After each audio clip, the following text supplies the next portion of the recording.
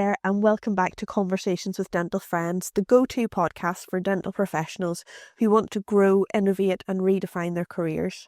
Today, I'm joined by Michael Crilly, an award-winning, highly skilled cosmetic dentist based in Belfast, providing a range of treatments at 1x1 Dental, including Invisalign and composite bonding.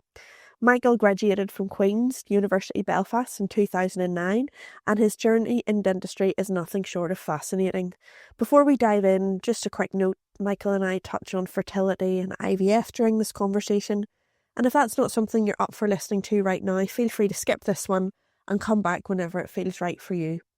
Michael is inspiring on many levels, but if you're particularly interested in cosmetic dentistry, the path from clinician to educator, or just want to hear more about his unique journey, this episode is for you. Let's get into it.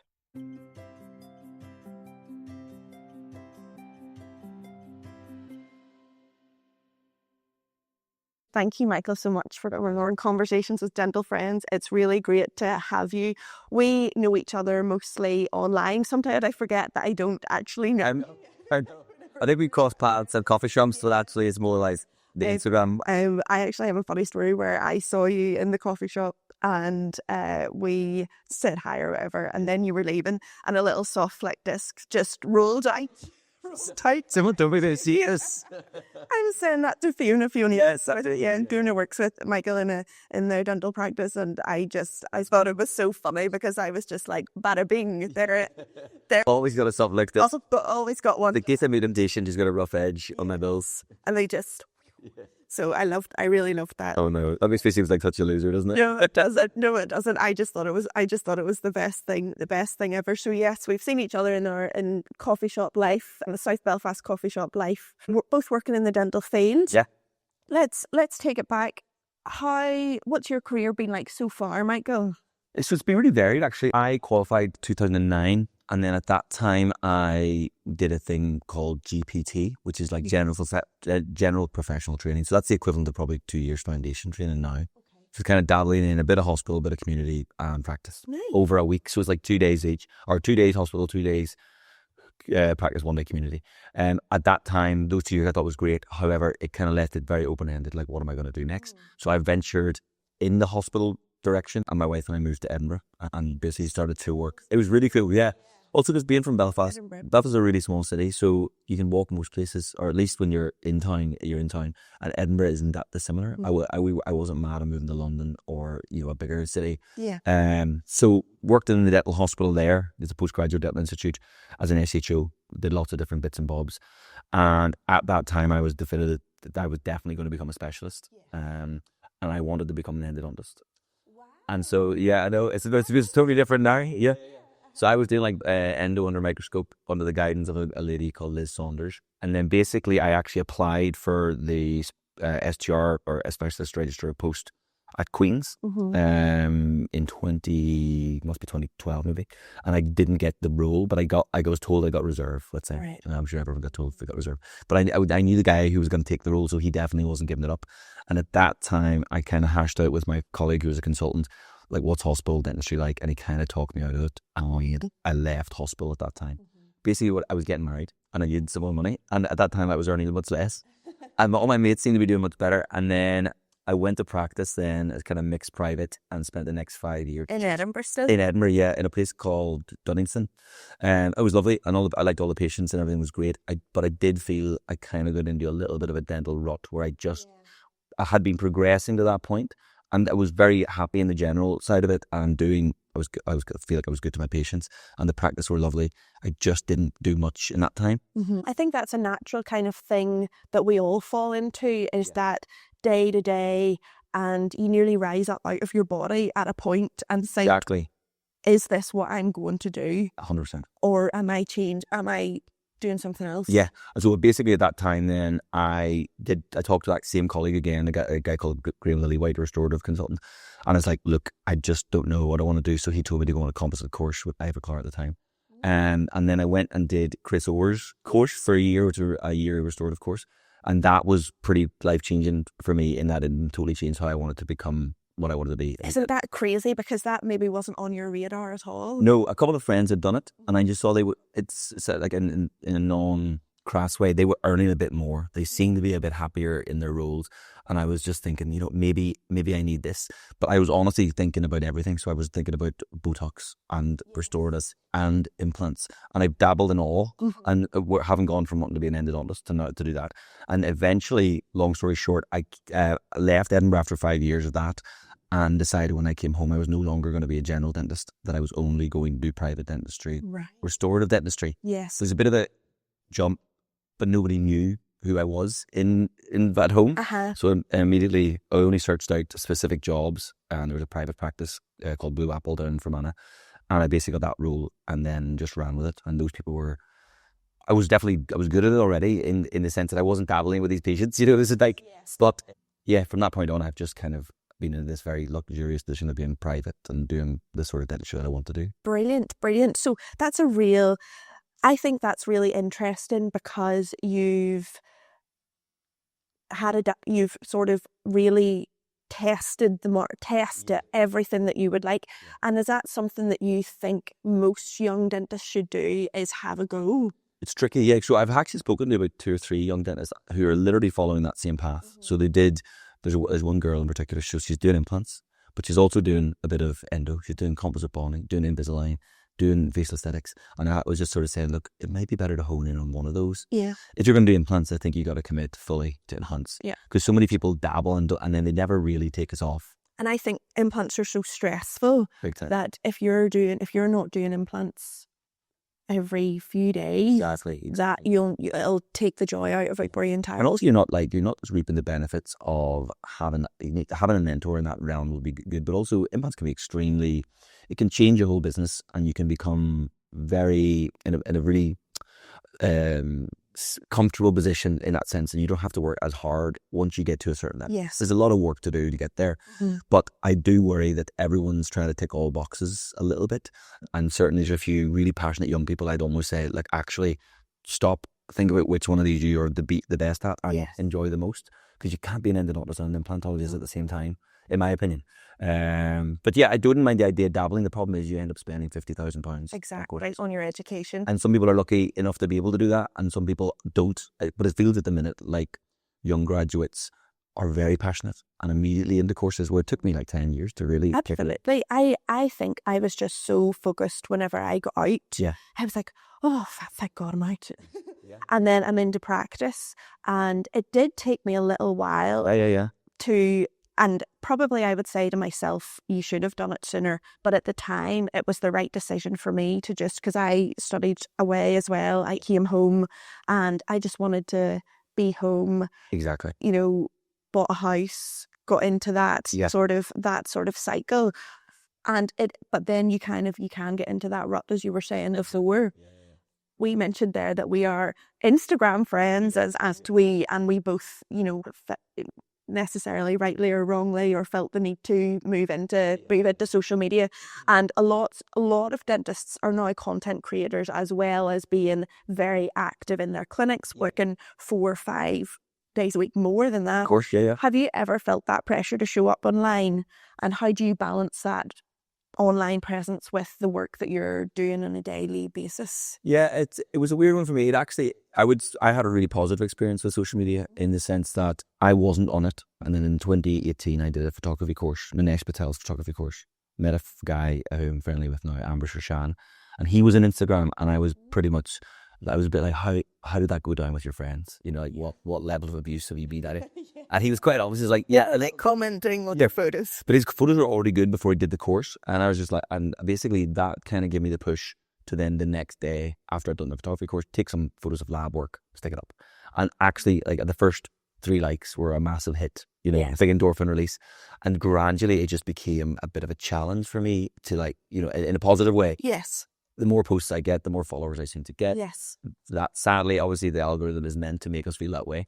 So it gave me this positive boost. But over time, what it did was it meant people started to ask me about doing the composite bonding on their teeth. People started to ring the clinic and ask for my work. So it actually totally changed things for positive way for me. And then people started to ask, "Oh, would you mind teaching?" And it was the whole reason my dental success exists. That was your end. Yeah, and I actually think it's still to this day, if I didn't still post, that's the reason that I think I can do the things I can do. Yeah. And I actually think it's a really good educational tool for a lot of young dentists. And some people would kind of, maybe more the Facebook group end of dentistry, people can be pretty harsh on social media. But actually, there's so much really good free education and some really sound, nice people. You know, it's a very supportive community. It's not I think it's the best. I've never had anything but really positive interaction on my dental page. And I completely agree with you. I don't think I would be doing what I'm doing now had I not taken that leap and started a professional Instagram account. You're much better at posting than I am. I am doing a social media course at this moment. Are you? Yeah. So sometimes I was reflecting, like, right, well, how do I got to a point where I stagnated on around between 4,000 and 5,000 followers. And then I saw other people just growing. Now, one or two of them I debated whether they're paying as a follower growth. Yeah. But there's others that are definitely growing. So what I realized was when I wasn't posting, that wasn't happening. Now, the only thing is I'm extremely selective about what I post. Yes. So I won't post every case. I'm not trying to take the case out that didn't go the best, but I do know that there's a market for Instagram is about aesthetics. Yes. So if I show a post to my wife and I look at that beautiful dentistry I've just done, and she says, "But what about that stain?" I go, "Well, that doesn't go up." Yes. Because she's my market audience. I love that. Yes. So she's the barometer for success.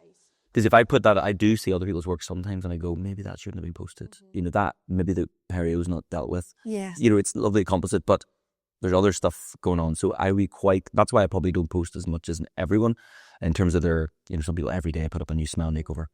I'll be quite selective, and I think that's stand me in good stead because I get a lot more dentists sending me things on that basis, I think. Yes. I think that as well, it gives you that it's like an online portfolio of your work where now. And that's something that I really feel like I fell down in before and afters. Yeah. And my Instagram now doesn't really have before and afters on it. Yeah. Because I don't know how there's a place for it. Yeah. But definitely something more cosmetic seems to have that bigger pull around that before and after effect. Yeah. So you would recommend social media then to dental professionals? I think you have to keep up to speed with what's happening as well. Like it's a bit like talking about having a website back 10 years ago. Yes. If you didn't have a website, how could people find you? Yes. And if you didn't have a Google, reviews. So now I think if you don't have an Instagram, I search through Instagram for things. So if I'm getting somebody to do joinery in my house, I'm not going to Google because I know that's being paid for. Yeah. So I think you have to keep up with it. So whether you want to do it or not, a couple of my friends definitely don't want to do it. It would give them too much anxiety, but they pay someone on the side. Yeah. And they just post things intermittently on their behalf. And that takes a little bit of that stress away. So I think having a presence. Presence, yes. Yes. It legitimizes who you are. It gives you an existence. But just don't put too much out of yourself that you're not willing to, you can't take it back once it's out there.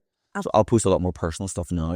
This is part of the social media course. Yes. And a lot of my people, a lot of my friends, even today I posted something and everyone seems to keep writing things back that seems like I'm having like a really sad time. But actually it's not, it's like actually a very positive stance. Do you find having the mix, because that is something that I have debated around. I don't have a very big personal presence online. I go back and forward with it all the time because I have such a big personal presence in the surgery. My patients know every single thing about me. I'm a very, very open book. Yeah. But how have you found having that slightly more personal edge coming into your posts now? Is it positive for you? Yeah, and it's been really positive. I am very open, and I think my wife and I, one big thing I talk about on Instagram is our journey with IVF and our being lucky enough to have had our little girl. That doing IVF and speaking about it in person to people made me realize that actually people do want a little bit more of this sometimes from you. I'm sure there's people that are sick of hearing me talk about it. I'm sure.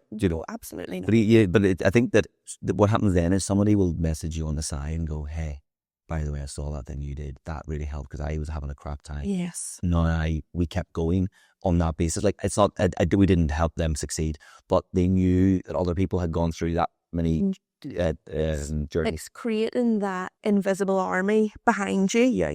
I'm sure my husband will be happy enough for me to talk about this, but I had fertility issues as well. We never went down an IVF route. I'm wrote a post for Dentistry around fertility issues, and then I felt so exposed after I'd written it, but it felt cathartic to write it and necessary for me to write it. So I think that it's really brilliant to have that transparency. And certainly I think a lot of professional people go through that in the dental field as well as a patient base. So I think that it's nothing but good to be able to share your story and to give that perspective on it. As long as your other half's on board with it, and you know, it's not too much, because there's two people in that journey. But I suppose the other thing is I equally don't share too much about my little girl, because I equally know people are still going through that journey. Yeah. And I used to hate whenever we were in the journey and the people who used to be on it with us now are like, all they do is post about their kids. Yeah. And that sounds awful, but like in that moment, you're still in it, you know? Absolutely. I completely agree, and probably do something similar, you know, on to be honest. Yeah. There has been, whenever we're looking at social media, a big rise in trends, like teeth are the new boob job, you know, and turkey teeth, and definitely sort of, we touched on it before, but things going viral. So having that 5 minutes of fame, that big explosion post where suddenly everybody wants that. How do you feel about those kind of trends? Do you ever feel the pressure to keep up with what's trending? Yeah, so in short, no, I don't think so much with trends, because I think it can get a bit two ways. Let's say trends are like dance trends, for instance. I just think the dental practices get heavily involved. It gets a bit cringy. I don't mind the teen getting involved, but I sometimes worry that it's a bit cringy. No, I don't judge anyone for doing it. Yeah. That isn't my bag. I couldn't do it. Like I've dabbled in the idea of doing more comedy-based things, but I just don't think it suits my page. But the idea of, like, you know, let's say the kind of holiday dentistry and that type of thing. I worry that patients they see super white and they just assume I can have that same thing. Yes. Now the problem is they probably don't read around the subject matter and research why one thing is better than another. And there's this sort of thing online where dentistry is sometimes treated like we're like big pharma or something, like that we're all in some sort of big conspiracy to kind of, you know, do something underhand. And I think that's where it gets a bit weird on TikTok and probably Twitter and Instagram. And it's like, social media, there's no one controlling the narrative, and sadly, even the people that are not necessarily always doing right by the patients still get a platform. Do you know what I mean? It's a tricky little. I don't want to slag anyone off, because I actually think there's a lot of great dentists in those countries, particularly Turkey, let's say, that just don't get to put their hand up and say I'm really good. Yes. And sadly, everybody gets tarred with the same brush.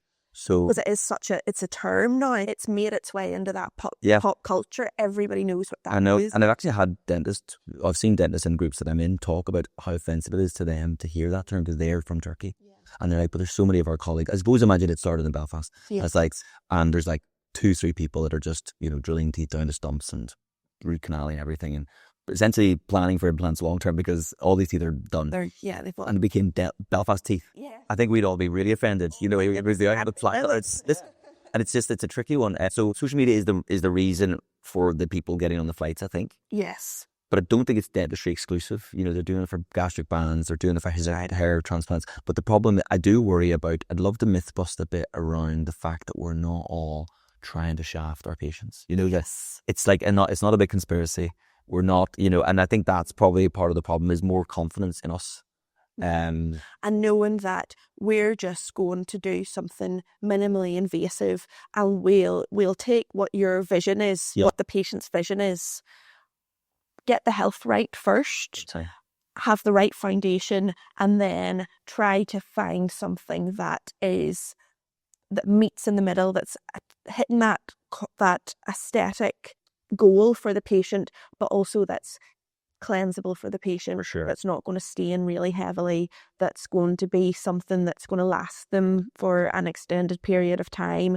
And I think that's really where we need to give the patients that confidence that 100%. we're not dismissing what their cosmetic goals are. Exactly. But maybe we can shepherd them towards a new goal or look. Yeah. And I think price is such a motivator with that as well. Factor, and what's weird about it is that they don't think about the future price. That's half the battle. But I have a thing I talk to patients about, which is first of all, we will deal with your health. Then we'll deal with function. So how you eat and speak and live your normal life. Then we're focusing on longevity. How long is it going to last? Because you don't want it to just last 6 months. And last of all, the aesthetics. If you do all the first three things right, the aesthetics comes as part of that. And so I made up an acronym, which was basically, that is health, aesthetics, longevity, and function. So that's half. Yeah. You do that, essentially, you're halfway there, essentially. Right. Most patients are just looking at me, stare straight, shoot past me when I'm saying it. But I do think they have to be on board with that idea that if you're going to build a house or renovate a house, you've got to get rid of the damp. You've got, you have to start from scratch. Love that. It's like having chords and writing a song. Exactly. You need to have all of those elements that's going to bring you to that place. So that's really good. And yes, trends are something. I hope that having a healthy mouth becomes a trend. And like I hope that flossing and cleaning in between your teeth becomes a massive trend, because then I'm having a much easier life. Yeah. So what has made you have a big, strong clinical background, and you're doing clinical practice day in, day out. Yeah. You have moved on to an educational side of things. Yes.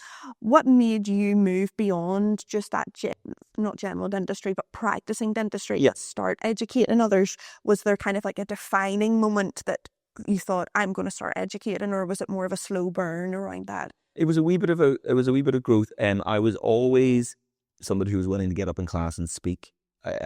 For the group, I was always somebody who was not worried about talking in public. But in reality, when I went to working for Manna and Boo Apple, when I started the post, what would happen is more dentists would ring up and say, well, is he running a course, or is that somebody employed by Bupa and can they run a course? So what ended up happening eventually was I went to a practice in Glengormley who specifically reached out and said, could he come and teach us to do composite bonding? Yes. Now, what they actually had asked for originally was, could he come and do composite bonding on one of us and the rest of us watch? And I just, from a legal perspective, I was like, I'm not sure. Yeah. I'm not there yet. It's just bonding. Yeah. So I also don't want to give away free bonding, and they have to deal with that forevermore. Mm-hmm. So anyway, I did do that, and that was really great because it made me just think about how this would work. And it was totally free. Turned up, just like sitting at a table here, and they just did a bit of bonding on an anterior tooth. Now, was it good? Probably not, but it gave me that idea. That was quite nice. I enjoyed it, and I felt like they got something from it. And then from that point on, I kind of dabbled and reached out to Ivoclar essentially and said, look, I think I'm somebody who would be worth working with. And my colleague Ambrish, who got me on Instagram, was doing the same thing. So we both kind of went to Ivoclar, like he could take the south of Ireland, I can take up here. Yeah. We can run this. And really what I was looking for was a lot of free product. And, a way to build who I was. And that turned into then really just enjoying it. I actually wanted it to be more, but it's so time consuming that I'm meant to be doing a year course, for instance, by now. I just don't have the time to do it. Not while I'm not running, a normal dental life. And it's not something that you turn up for at 5 to 9 and do. 100%. There's so much work in the evening. Even whenever, you're doing a 20-minute presentation, that's like 20 hours of work. Absolutely. Before you get to that point. And I think people don't really realise that it's like there is sacrifice, there's payoff, and you get that. Yeah. You do get that moment, but kind of like I don't mean to liken it to a boxer, but you do all the training and then you have one fight. You do all those hours, you miss all those Netflix shows, you get up at 5 a.m, you do all of those things, you're doing it on your lunchtime, or if your patient doesn't turn up. Yeah. And then you have that moment where it looks like it seamlessly all comes together, and you just do it and you come away from it. And I think that's something that people need to realise, that there is an awful lot of prep to it. And interesting how you said you had to knock the door. I think that's something that I've learned more now. Is just a bit of bravery to just say, hello, I would be interested in doing this. Would you be interested in me doing this? Yeah, because they don't know who you are to begin with. Yes. And even now, I still think I found an interesting, companies and reps can vary in how they respond to who you are. And some of them really value specialists, and some of them really value the hospital clinicians, because historically that is where the education has come from. Yes. And I totally respect and appreciate that. But actually, there's so many gifted people in the general, in the primary care setting that are paying thousands and thousands and thousands of pounds to grow and become better. Actually, I think there's a point where we're getting just as good as the specialists in certain areas. I still always think there's always still a need for tertiary care, but I do think now more and more I get a little bit more respect from some of the companies that I used to get, because I definitely didn't care prior. But if all they really want to do is sell more products, and as long as they think you can adequately help them promote their products, they'll be on side. And they'd give you less free stuff than you think they're going to give you. I think that's really a really good thing to know from the outset. You're not going to be swimming through or have 8 to And financially as well. garage. No. They actually as well, what I did think was there was a point at the start where I was like, I'm just so buzzing that they're interested in me. Yeah. And now what I've realized is you have to be a bit more selective about who you work with, based on they don't always have your best interests at heart as an educator, and like they think, you know, we're they can just get somebody else, you know, that they're quite happy. So I think you know, respect yourself enough to pick the companies and work with the right people, and you know, and then that dentistry, that side of things is more enjoyable. But there's been times where I have equally fallen out of love with it because of the level of effort. Yeah. So this year essentially I'm only doing a certain number of courses, and I enjoy that. And then I have a lot of post-course support for delegates, so they can always reach out, you know. I think whenever as well, you know, you have a young family and there are things going on where you don't necessarily want to spend every single waking minute dedicated, although it is something that you enjoy. It's nearly, you set yourself in a direction and you have to be okay with where the direction takes you, but sometimes it takes a little while for the plane to turn from here to here. Absolutely. And you have to be okay with whenever it gets to this point, still making that commitment and honouring it. Exactly. So you need to be careful how much you commit to at the beginning. That's right. Yeah. I essentially, my wife and I were about to rent a teaching facility and set up a academy of sorts. That's amazing. But I was so glad we didn't, because it was at a time when I believed that the market was so big and growing. And what I realize now is, like, it's not about the market, actually, it's about the level of effort you can put into it. And I just couldn't do a 4-day-a-week job and still have a random building sitting there waiting while I'm not there, you know. And it's one of those things where if you can't give it your best, big time, you know, is it the right time to do it? Have you ever struggled with imposter syndrome around education? Yeah, a little bit. I think the big thing is teaching people who you know things. Yeah. So that's a very basic way to say it. No, I get you. I've gone on courses, multiple courses, where I've actually known all the content in advance myself, but I've gone for the nuggets. Yes. I've actually sometimes gone to, like, being respectful enough to the person who's running the course to be able to ask them to come back and do something with me. So I actually am not taking in a whole load of information apart from a couple of little snippets, but I'm going to have a conversation with them and hash out a concept or like an idea. So I did at the start worry that these guys and girls, like, what are you doing here? Why don't you guys sign up to my course? Like, you shouldn't be here. You're too good for this course. And actually, they appreciate stuff just as much as the next person, but they're not there for all of it. They're there for the nuggets, you know. So intermittently, I sometimes have imposter syndrome in the sense that I don't feeling better than anyone else, but it's not in a way that it would give me anxiety to not do it. Yes. You know, but like if you told me to stand up and speak in front of Jason Smithson or someone like that, I would be scared, a bit more nervous. But also, and I do think as well, there's a lot of young educators and young people, and I'd probably still classify myself as semi-young, and it's a bit more open. I think some of the older generation of educators aren't as open to these new people coming through. It's a bit of a club, isn't it? It's a wee bit. I feel like it's more of a Facebook dentistry thing, but I feel like now, if I was with my company, I'd happily support some young people teaching, as long as they felt like the split of the finances was okay and I wasn't, you know, underhand about it. But the other thing is, the more you support others, the less you can sell your own tickets, and it becomes this bit of a balancing act, you know. I was listening to something the other day. It's actually a separate podcast called Girls That Invest, but one of the final points on it was, whenever you're building success for yourself, bring a ladder. So have that platform that you can bring someone else up with you. But I do understand there is a balance there, because you're still a business owner. You're still doing that side of things. Yeah. And at the end of the day, we do need to have some sort of financial compensation for what you're doing. Sometimes you have to look after number one a little bit, because the whole point of doing it is probably to retire. Yeah. You know, and it probably is to have enough money in the bank to not do it anymore. Yes. Absolutely.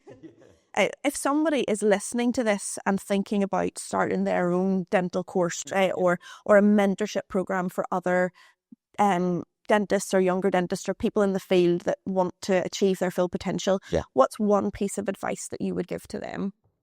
So I would probably say, number one, I probably would start by setting yourself up in a social sense. Yes. And thinking about, well, who am I? What is it I'm trying to teach? Because if you're just randomly saying, I want to become an educator, I don't think it's as easy as that. You have to show you're good at that thing. Sometimes people talk themselves up a bit much. And then I think, well, show me the evidence of that. Yes. Show me why I should come to you for that. And if they show me the evidence, I'll happily come. And as long as then that matches up with what I thought, I'll walk away happy. Yeah. And I'll tell others about that. Yes. But I think they have to, if they're a young person to become an educator, probably starting by just a little bit of building that portfolio of evidence. Depending, I don't mind if it's not clinical. I don't mind if it's communication skills or whatever it is. Yes. Because there's niches all over the place. But what I would say, in terms of actually getting into the teaching part, you can start with your friends. And you can start by offering some free education for foundation dentists, or you can start by popping into your practice and say, look, I have this technique. Do you guys want to know about it? And just give your time freely, and then be open to helping them post course. I think the only way to grow it is to learn how to do it, number one. Yeah. You can't just tomorrow become a teacher. But the likes of Rodri Thomas, for instance, is a phenomenal educator. And his slides and his whole presentation is so cinematic. You genuinely think you're at the cinema.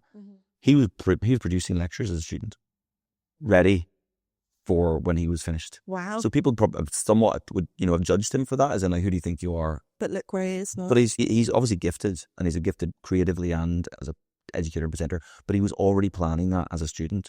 So no, I wouldn't say Rodri comes around very often, people like him, but that's the level you're at. If you're wanting to become someone like him, start making lectures, even if no one's going to see them. Yes. Build your curriculum, in the background, and then whenever people do ask for it, you go, well, I actually already have this lecture. Have a go. And I suppose no time going into something like that is wasted, and giving your time freely as well, I think, is such a big point like that, and that is how it starts at the beginning. Yeah, absolutely. I have only just started being compensated for giving our content, and that's not why I started doing it to begin with. It was more of a challenge for myself. But I think that just do it. Don't pull the band-aid off. Do it for a study club. Do it for your friends. That's such a good way to get going. Then Dentistry or FMC, the guys that do the awards and the Dentistry, they're not a bad bunch to reach out to and say, look, I've got this thing I want to talk about at the Irish Dentistry show. Yes. Or they will allow you a stage to speak. They won't pay you anything for it, but it becomes, that can be used as marketing for your next thing. And I think once you get to your point where you feel that you're ready for that, reach out to the likes of those guys, and they will happily abide. They offer you those spaces. That's how I started. I was you spoke to 5 people, but that's okay, because you're still there. You're still doing. Just get someone in the background with a photographer, get that photograph, and reuse it for content for the next year. Absolutely. But the other thing, only the last thing was that you could also just write some articles, and it doesn't have to be anything special. And sadly nowadays, you could literally just go to ChatGPT and say, please write this article for me. Yes. But I would say put it in the area you're interested in, structure it out and say, go to the likes of the dentistry magazines. They're not necessarily as well respected as Dental Update or something like that. Yeah. Start there, and then you can eventually go and say, I'm going to go to Dental Update, and then all of a sudden you've got something to back you up. And it snowballs then. It's all these little things that then become the avalanche. And you're learning as you go, too. You are. You absolutely are. You've had an incredibly successful career so far, Michael. And what's been your proudest achievement to date that you would say, if you could pick just one thing? It's really it's quite a tricky question. I would like to believe I'm quite humble, but there's also I think when we think about achievements, I sometimes think there's a definitive point. Whereas I still think it's a big journey. Yeah. So my definitive is retirement, obviously. And I also think let's talk achievements in career. I think the big thing for me would be probably the first time a dentist came and sought work for me. If that's fair. Yes. Someone I respected came and said, could you do my teeth? So that's probably big. That's so lovely. If there's they want somebody who, I don't trust people to do my teeth, for instance. So the person I choose to do my teeth, that'll be a big mark of respect. To them. So I feel that way. If anyone either sends someone my way, I don't have a referral pathway. So if someone turns up because they've been recommended, that's positive. But when an actual dentist chooses I'm going to come to you. That's probably the thing that would give me the most pride, and I'll tell my wife that about recognition. that. Yes, absolutely. That's lovely, and I think it is such a hard thing for us in the dental community to say to somebody, I actually want to have this done, because we deprioritize ourselves as well. Yeah. You know, like whenever somebody within our dental community is making that decision to go down a cosmetic route, that they've thought about it a lot. They're taking a lot of time out to do that. Yeah. They're vulnerable as well. Yeah, they're vulnerable, and we're willing to pay for it as well ourselves. You know, so that shows that that's a really lovely milestone and moment. And I think I think because I'm a happy person, happy in life. There's not many points where I'm like, oh wow, I achieved that thing. Do you know? Yes. Like there was a time probably when I was 25, I made a list of things I wanted to do, and like, well, you know, it's like run a marathon, that type of thing. So that there was a time when I cared about those little bits,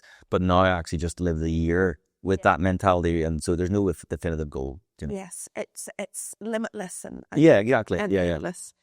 Is there someone that you look to in dentistry? Because I'm sure a lot of people look to you as a very inspiring person. I know a lot of young dentists that, you know, I've had many conversations about. Michael Crilly's the guy and all of that. So it is really nice that your name does come up in those conversations that you do have within the dental community.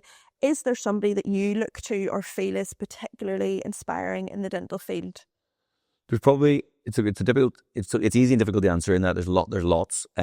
I think the ones I look for now to be inspired by are the ones that give away a lot free. Yes. And don't hold back on what they give. Yes. So, and I don't always do that myself, because sometimes you're having to protect yourself. So there's a guy on Instagram I tell people about all the time, and you probably know, maybe have heard of him. He's called Prof Marcus Blatz, I think his name is. Oh, I don't know. So he basically is a research. Well, he's in Penn University, somewhere in America. I'm gonna mess up where he's from, but basically he posts every other day these carousel posts with educational stuff. So it was actually when I was setting up my other Instagram, Cusp Tips, the whole point of that was to have small snippets of educational content so that people could have a library of that stuff. That's what he's done, but phenomenally well, to the point where I have his stuff saved on my phone, that if I forget how did I bond that thing, I'll go to my phone. And so he's maybe got 100,000 followers. Just seems like a decent guy. Yeah. Everybody who follows his page is benefiting from the content that he's doing. So he's probably the most that I'm never going to be him, but I'm not jealous of who he is, because I see his status is like way above where I am. But he's the one that I'd most go back to and talk about. Yeah. Because that's on a local basis, there's loads of guys and girls that I really like. For sure. But he's the guy that I go back to every time, going, that's the best educational content I've seen online. And somebody that is just so willing to put 100%. That out into the world. It's bigger than anything else, because it's a legacy, I suppose. Like that lives on. And I've never really seen him sell stuff as well. Yes. So it doesn't feel like, maybe he'd long term, maybe companies are paying him in the background, but it doesn't feel like that. And then he's bringing other people on the journey with him, but also the content is just so good that for a young dentist to follow something like that would be really, he's not making it hard. Yeah. You know, he's actually showing you every step of the way. That's probably the guy. I think he did come over to Ireland with the IDA a couple of years ago, but the sort of person I'd love to bring here for a conference. Brilliant. Not that I know everyone would know who he is, sadly, but you know. I think as well, there is this thing with conferences now where, because there is such a big, massive presence of certain people, that to have somebody that's just great, without having, I know that person has 100,000 followers, but to have somebody that's just genuinely great, that isn't let me take a selfie, is is really wonderful. And I think people would love that in every area. That would be incredible. Michael, thank you so much. I think this was a really, really great conversation. I got loads out of it as well, and I will definitely be looking up a few of these Instagram educators. I loved it. Well, thank you for being my first podcast as well. No problem, thank you. And if you need to find Michael, just look for the Softflix disc and he'll be able to. I think it'll be Hansel and Gretel. Absolutely. Thank you so much, Michael. Thank you. Cheers.